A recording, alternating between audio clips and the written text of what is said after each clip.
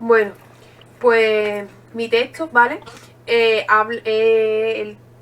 sobre la Iglesia Evangélica de Finlandia, un acercamiento a la religiosidad de los gitanos en España. De su autora, ¿vale? Es Aris Lucasamper, ¿vale? Pues mi texto va sobre el proselitismo de las sectas entre los gitanos y su autor es Rafael Bellido Caro. El título de mi texto es Gitanos Evangélicos, un movimiento étnico-religioso en Extremadura, cuyo autor es Ignacio Mena Cabeza. Pues bueno, chicas, ¿cuál fue el origen de las iglesias evangélicas en España? Porque en mi texto no aparece nada de eso. Vale, pues mira, mi texto, ¿vale? Habla que las iglesias evangélicas de Finlandia toma su nombre de una de las 7 iglesias que Cristo, ¿vale?, cita en el Apocalipsis. Dice como que es una de las empresas más importantes de España y que tienen como peculiaridad la iglesia con mayor representación gitana de todo el país. El nacimiento de este movimiento, ¿vale? Se encontró en Francia en 1950, pero a mediados de los 60, principios de los 70 más o menos, ¿vale? No se empezaron a manifestar aquí en España.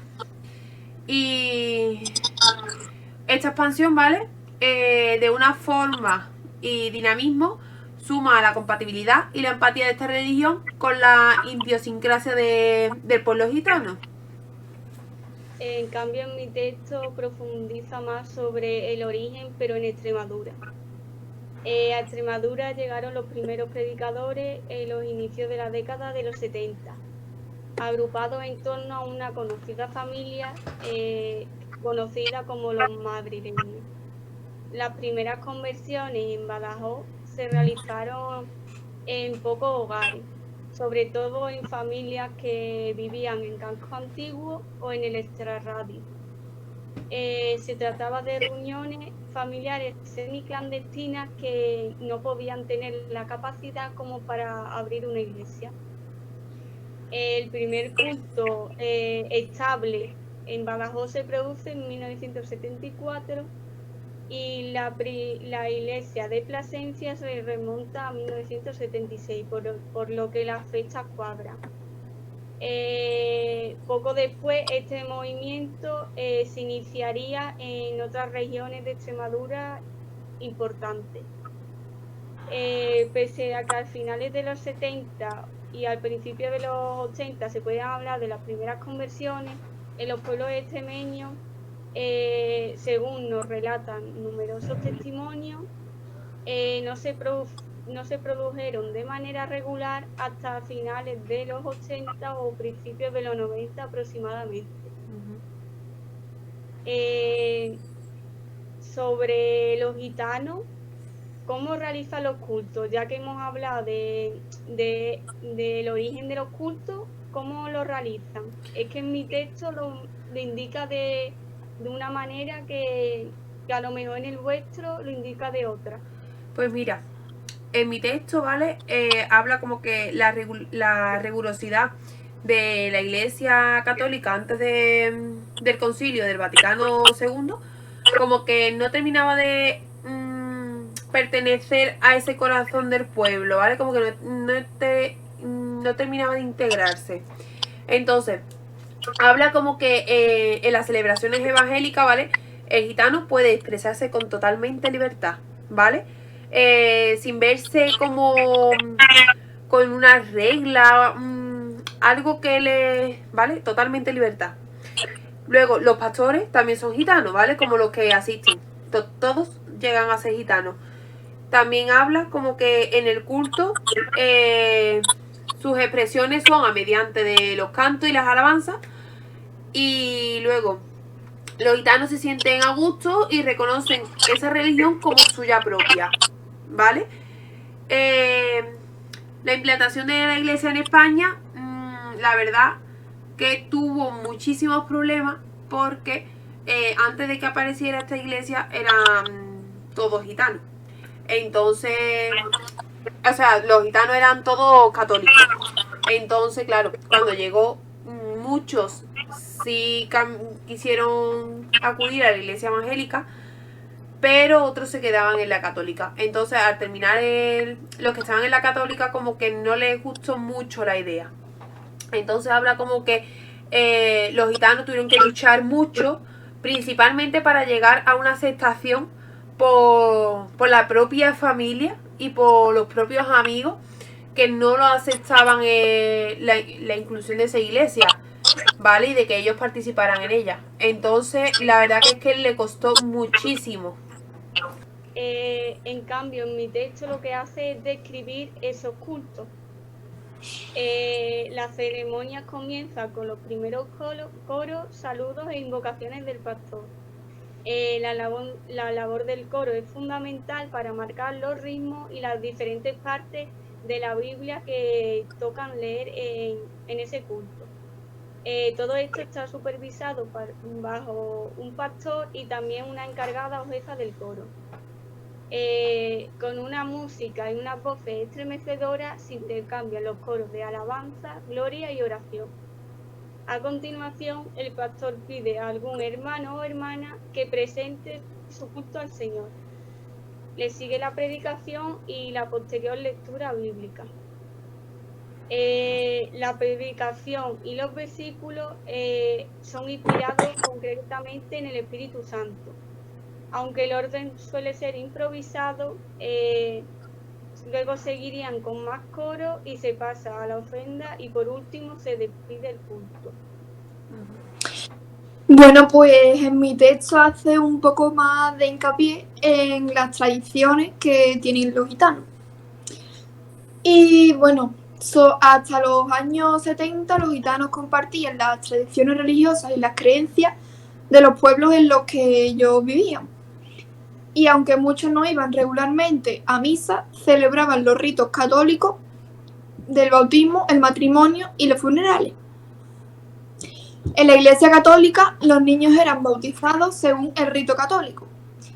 Y la figura del padrino y de la madrina era muy importante, ya que se convertían en parte de la familia. Eran los compadres y las comadres. Y eran escogidos entre miembros de la propia familia y seguían unas obligaciones, como el cuidar del niño o de los niños. Vale, pues yo también quiero hacer hincapié en lo del bautizo, ¿vale? Que en la iglesia evangélica el bautizo lo rechaza totalmente, ¿vale? La iglesia evangélica, ¿vale? Considera como que el bautizo es el renacimiento de los pecados. Entonces solo se puede llevar a cabo cuando los niños pues ya llegan a tener como principalmente uso de razón, ¿vale? Entonces como que de una manera más, para que ellos lo hagan de una manera más consciente y sobre todo de forma voluntaria. Porque por ejemplo en la religión católica nosotros los niños los bautizamos cuando son pequeñitos, que los niños no tienen uso de razón, nada.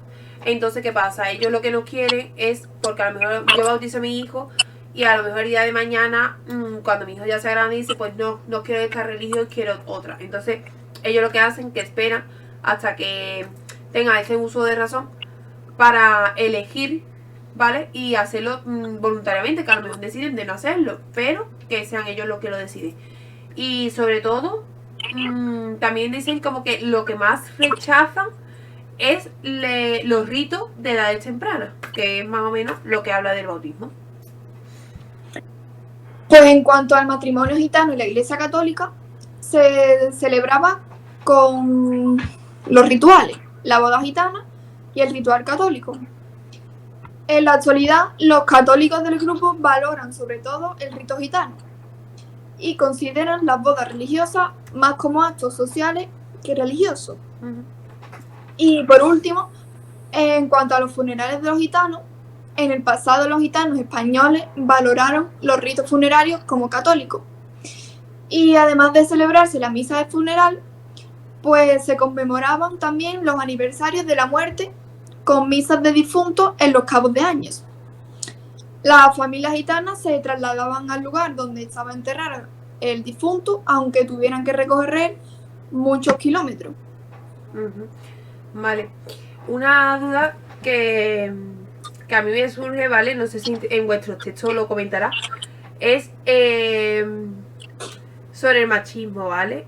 Los gitanos. Entonces, mi pregunta es, en la religión evangélica, porque ya que estamos hablando de este tipo de religión, vamos a centrarnos en esa, ¿la religión evangélica gitana es machista? Aunque es cierto que en mi texto no se habla mucho de eso, sí que hace hincapié en que sí lo es. Esto es debido a que en los cultos destaca la presencia femenina mayormente que la masculina, ya que estos cultos son vistos en la cultura gitana como espacios de libertad y expresividad ajeno, pero a su vez son seguros y controlados, es decir, libertad y expresividad no hay. Esto no lo digo yo, sino que lo dicen ellos mismos, ya que la asistencia al culto parece reforzar en las mozas, como llaman ellos, o en las adolescentes, una creencia que me parece un poco antigua, la de llegar virgen al matrimonio, por lo que sí podemos decir que la religión gitana es machista. Y chicas, la iglesia evangélica, ¿cómo influye en la sociedad? Vale, pues mira, en mi texto, ¿vale? Comenta como que existen como 3 ámbitos sobre la sociedad, ¿no? Habla primero sobre el ámbito educativo, que habla sobre las creencias religiosas, ¿vale? Que fundamenta la Biblia. Esto ha facilitado a los hitos históricos que tiene la Biblia y sus habilidades lingüísticas. O sea, los niños, por ejemplo, los más adultos, ¿no? Se ponen a leer la Biblia, pues ya ahí fomentan las habilidades lingüísticas. También las ceremonias de los cultos constituyen también un lugar de aprendizaje, porque al fin y al cabo lo que la palabra del pastor, como comenta aquí, ¿no? La lectura del pastor actúa como un puente entre el colectivo gitano, ¿vale? Y el contenido del libro sagrado. Entonces, al fin y al cabo, él es como el mensajero, el que transmite lo que pone, ¿vale? Para que a todo el mundo le llegue. Luego, también habla sobre la identidad colectiva y cohesión social, que habla sobre la situación de la marginación, ¿vale? Que sufren estos pueblos, porque a lo largo de la historia de España, sobre todo los gitanos, han sido marginados por ser pobres y tremendas cosas. Entonces, el hecho de poseer una religión propia para ellos, distinta totalmente a la de los payos, como ellos dicen, identifica las diferencias entre ambos colectivos, ¿vale? El evangelio ha llegado al mundo para rescatar, ¿vale? A los pobres y a los pueblos marginados, ¿vale? Eso es lo que destaca sobre todo el texto, y que principalmente es hacia los gitanos, ¿vale? Y la creencia de su pueblo ha sido elegido por Dios, ¿vale? Como que Dios le ha salvado. Y por último, habla sobre el control social, ¿vale? Que es la unidad del grupo que se convierte en el control social para los individuos, y todo aquello se hagan a ser observado y juzgado por otro grupo. O sea, yo pertenezco a un grupo de una etnia gitana, ¿vale? Que en este caso suele ser por familia, porque son familias muy extensas.